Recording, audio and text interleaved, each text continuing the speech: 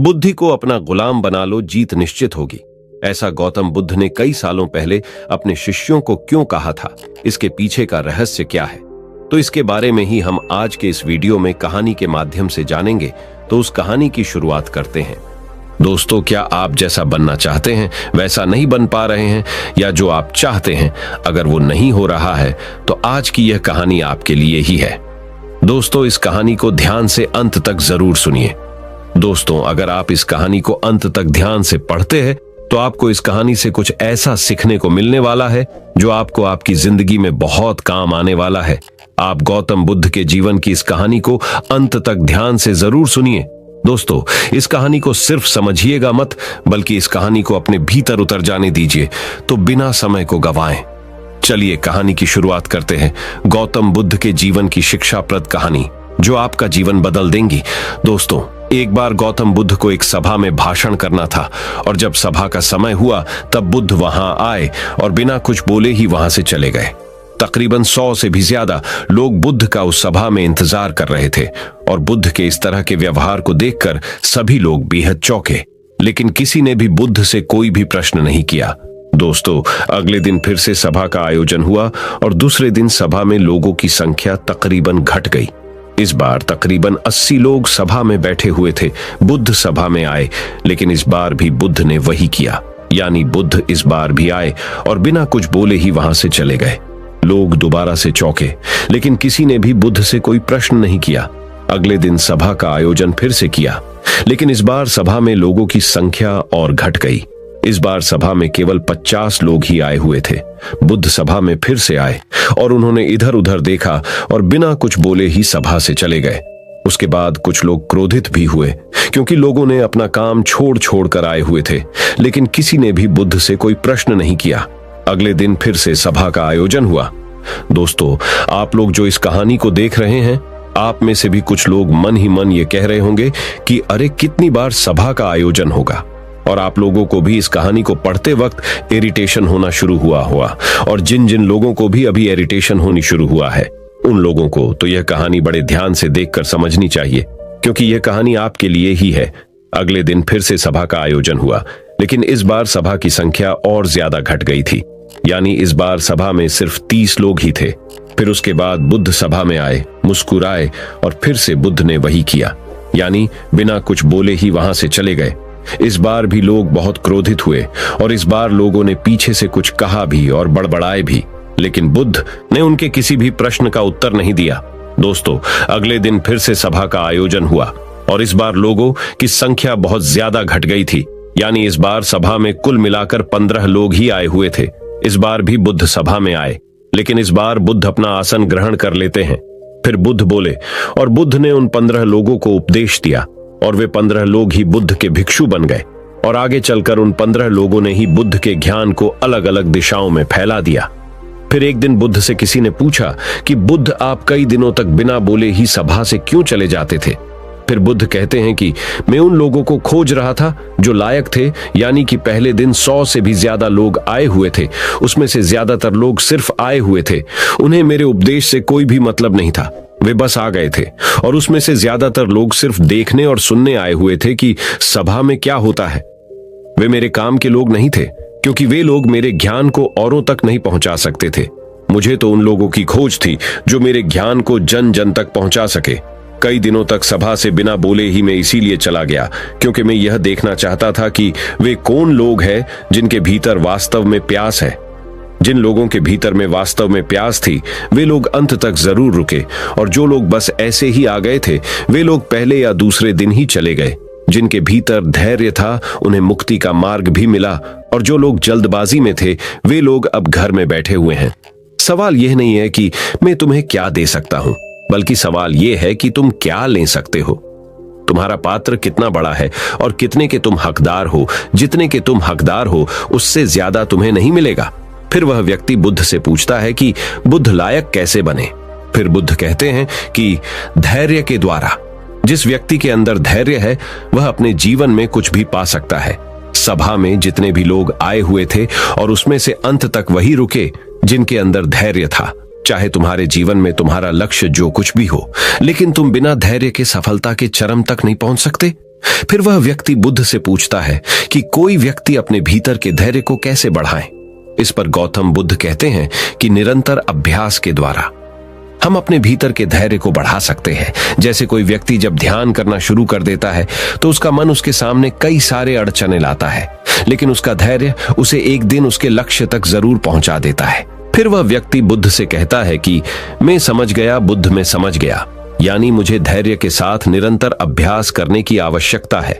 दोस्तों, अब आपको समझ आ गया कि आपके पास वो क्यों नहीं है जो आप पाना चाहते हैं, क्योंकि आप उसके लायक नहीं हैं। आप लायक तभी बनेंगे जब आप अपने भीतर धैर्य को बढ़ाएंगे। और धैर्य कैसे बढ़ेगा? धैर्य बढ़ेगा निरंतर अभ्यास के द्वारा। और अभ्यास कौन करेगा? अभ्यास करेंगे आप, तो फिर करते क्यों नहीं? दोस्तों, खुद से ईमानदारी के साथ एक प्रश्न जरूर पूछिए कि जो आप भविष्य में बनना चाहते हैं उसके लिए क्या आप धैर्य के साथ कर्म कर रहे हैं? दोस्तों, अगर उसका उत्तर नहीं है तो अपनी असफलता के लिए जिम्मेदार आप खुद होंगे। दोस्तों, आज की यह गौतम बुद्ध की शिक्षाप्रद कहानी आपको पसंद आई होगी तो नीचे कमेंट बॉक्स में यस जरूर लिखें। तो चलिए गौतम बुद्ध की दूसरी कहानी की शुरुआत करते हैं, जिसमें उन्होंने सफलता के रहस्यमयी 10 उपदेश दिए हैं। दोस्तों, अगर आप अपने लाइफ के हर एक क्षेत्र में सफलता प्राप्त करना चाहते हैं तो महात्मा बुद्ध के 10 उपदेश आपको सही रास्ते तक ले जाने में बहुत ज्यादा हेल्प करेंगे। तो दोस्तों, बिना समय को गंवाएं, चलिए जानते हैं गौतम बुद्ध के 10 उपदेश के बारे में जो आपकी जिंदगी बदल देंगे। दोस्तों, अगर आप इस वीडियो को अंत तक ध्यान से देखते हैं तो आपको सफलता दिलाने वाले महात्मा बुद्ध के 10 उपदेश जानने को मिलने वाले हैं जो आपको आपकी जिंदगी में बहुत काम आने वाले हैं। इसलिए इस वीडियो को अंत तक अवश्य देखिए। गौतम बुद्ध के 10 उपदेश जो आपका जीवन बदल देंगे।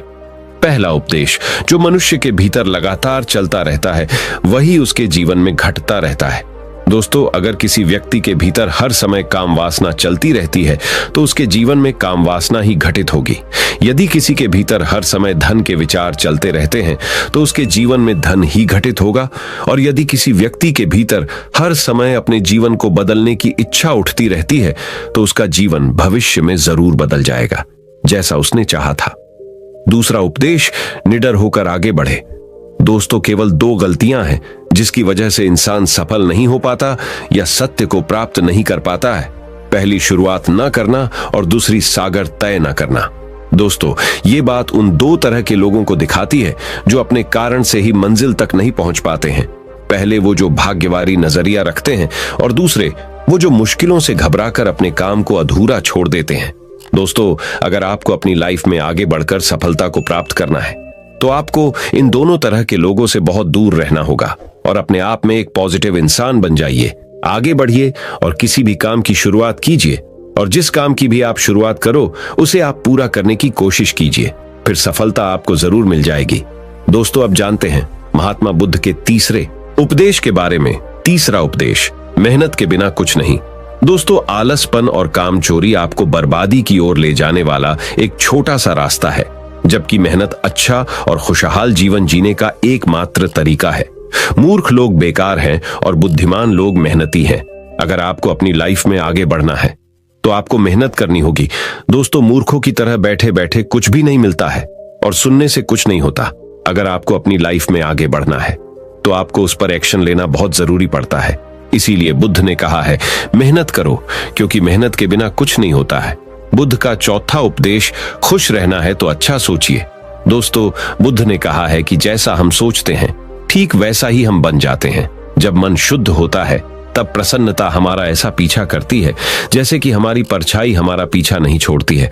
इसीलिए इंसान को हमेशा सकारात्मक बातें सोचनी चाहिए ताकि हर कठिन से भी कठिन परिस्थिति में वो आशा की किरण ढूंढ सके और अपनी लाइफ में खुश रह सके। सोच व्यक्ति के जीवन को बना भी सकती है और बिगाड़ भी सकती है, क्योंकि दोस्तों, जैसा व्यक्ति सोचता है वैसा ही वह बनता चला जाता है। आपकी सोच का निर्माण होता है आपकी 5 इंद्रियों के द्वारा, और वो 5 इंद्रिय है आंख, कान, नाक, जीभ और त्वचा। जैसी भी जानकारी आप इन 5 इंद्रियों के द्वारा अपने अंदर लेते हैं वैसे ही आपकी सोच बन जाती है, और जैसी आपकी सोच बनती है वैसा ही आपका जीवन बन जाता है।